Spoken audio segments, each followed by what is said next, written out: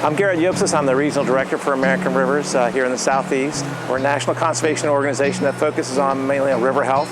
We work to protect wild rivers, restore damaged rivers, and to conserve water for people and for nature. A lot of people in South Carolina don't recognize how important our rivers are to our water supply. About 70% of the drinking water in South Carolina comes from our rivers.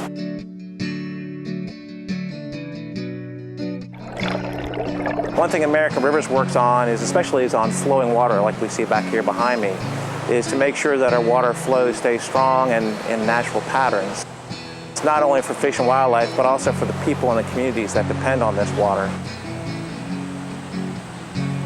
We work on that through a number of different areas, including working on flow releases from dams, working with water utilities and other water users to have reduced water waste and have more efficient water practices in place.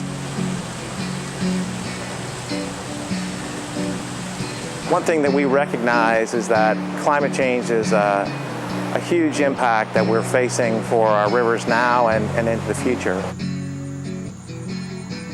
As you know, the cause of climate change is the pollution in the air, but the real effect of climate change is going to be felt through our water resources.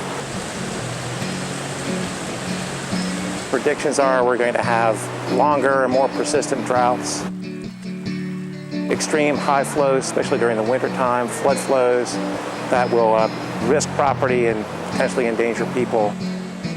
So while we think it's very important that we address the cause of climate change, we realize that we also have to work on how we're going to adapt to climate change that's happening and will be continuing to happen. That includes putting in effective policies and practices to better manage our water resources, to make sure there's enough water for the people, for business, for wildlife, and for recreation. If you were a parent and 97% of the doctors said your child was sick, you would take your child to the doctor and get treatment. Well, what we have is 97% of the climate scientists believe that human-caused climate change is happening. So our real challenge is, how do we communicate this to the elected officials, the people who are making decisions about today's water use and the water use in the future, and how we adapt to climate change?